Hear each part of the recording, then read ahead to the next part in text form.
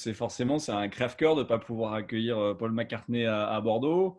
Mais comme c'est un crève-cœur pour nous, en fait, de sans doute avoir beaucoup d'événements qui auraient pu se passer entre mars et la fin de l'année, voire même un peu plus, dans des très grandes jauges au Matmut Atlantique. Nous, on a la vocation à accueillir ces événements de très grande envergure. Et évidemment, c'est un crève-cœur. Vous savez, après, les questions financières, effectivement, elles existent, mais nous, on est obligé, effectivement, d'abord de penser à la santé de tout le monde. C'est des règles qui sont établies, on respecte les règles, bien évidemment, et la priorité, c'est la santé de tous. Maintenant, une fois qu'on a dit ça, on espère pouvoir accueillir Paul McCartney peut-être en 2021. La porte lui est grande ouverte pour la suite. Et sans doute, comme je le dis à mes équipes à Bordeaux, au Matmut, c'est de se dire que finalement, l'année 2020 va être une année peut-être blanche, mais l'année 2021 peut être formidablement belle parce que je pense que les gens ont envie de se retrouver aussi dans un espace comme le Matmut Atlantique pour partager des moments très très forts d'émotion. Et il y a plein d'artistes qui auront envie sans doute de faire partager ces grands moments-là avec le public et nous, on sera là pour les accueillir.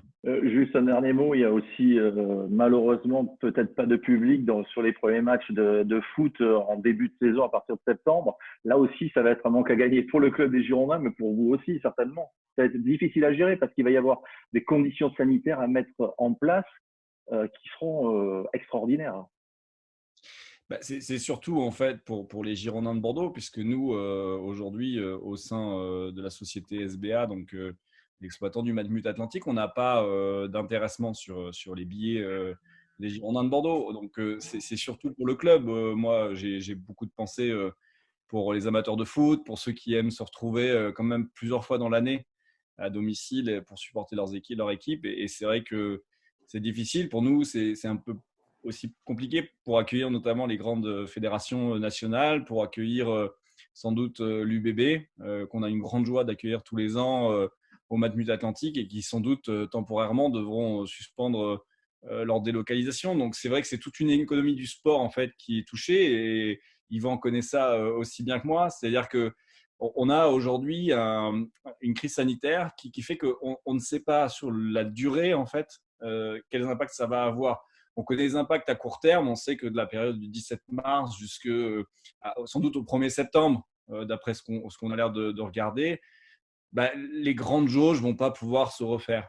Mais après, il y a l'angoisse sans doute aussi du public à revenir dans une enceinte avec 42 000 personnes. Il y a aussi les adaptations nécessaires à la crise sanitaire, combien de temps ça va durer, les artistes, les sportifs. Et donc, en fait, c'est tout un monde qui va sans doute, dans les mois à venir, être impacté. Alors, c'est sûr que du coup, pour les professionnels qu'on est, nous, de ces métiers-là, il y a des évolutions qui vont se faire. Alors évidemment, là, je fais un peu le passe-plat sur l'histoire de notre école parce que le SG, c'est exactement ça. C'est-à-dire qu'ils ont aujourd'hui, en tant qu'école, sans doute aussi à adapter et à changer aussi leur vision par rapport à un monde qui va évoluer, qui va bouger énormément dans les prochains mois. Et donc, cette confrontation entre l'apprentissage et nous, le réel en fait que l'on vit, eh ben, elle trouve encore plus de raisons d'être à partir de septembre et à travailler ensemble. Vous en êtes où avec les Girondins de Bordeaux? Je suis obligé de la poser, hein, je suis désolé. Non, ce qui est bien, c'est que grâce à Yvan, du coup, en ce moment, je fais quelques interviews dans les médias locaux et ça passe à chaque fois. Donc, vous inquiétez pas, vous n'êtes pas les seuls. Évidemment, j'ai bien conscience qu'il y a un sujet aujourd'hui. J'ai deux réponses. La première, c'est que je vois aujourd'hui beaucoup de choses circuler et que je ne fais pas d'ingérence dans la société des autres. Et donc, j'ai déjà les sujets qui sont les miens et donc je laisse aux dirigeants des Girondins de Bordeaux avec leurs actionnaires gérer leurs sujets. Si vous voulez me parler du Matmut Atlantique et des discussions qu'on avait avec les Girondins de Bordeaux aujourd'hui, elles sont suspendues étant donné la crise sanitaire qui a lieu. Mais je pense que tout le monde le comprendra en se disant que de toute manière, aujourd'hui, c'est pas le moment et c'est pour personne le moment. Enfin, c'est vraiment pour personne un moment facile. Et donc, on va laisser passer tous ces moments-là avant de voir s'il y a des choses à faire ensemble et mieux faire ensemble. Parce qu'en fait, le sujet pour nous, il n'est pas tellement aujourd'hui, comme j'ai pu le lire, de savoir si l'exploitation, pas exploitation, comment ça va chez les Girondins, etc. aujourd'hui, on fonctionne dans un mariage à trois entre la métropole, les Girondins de Bordeaux et SBA, qui est un peu destructeur de valeur. Yvan connaît ça aussi. Quand je le dis, c'est parce que on est dans une cohabitation qui n'est pas forcément la plus vertueuse, ni pour les Girondins, ni pour SBA. Et donc, à la fin, dans ces conditions-là, il faut trouver des solutions intelligentes pour que les Girondins de Bordeaux se sentent beaucoup mieux chez eux quand ils viennent au Matmut Atlantique et qu'il n'y ait pas des frais d'ailleurs complémentaires qui peuvent leur être imputés parce qu'ils viennent dans ce stade. Et nous, SBA, il faut qu'on trouve une solution pour que l'accueil du club des Girondins ne nous coûte pas de l'argent en tant que société, ce qui est paradoxal puisqu'aujourd'hui c'est le cas. Donc il faut trouver la bonne façon de travailler.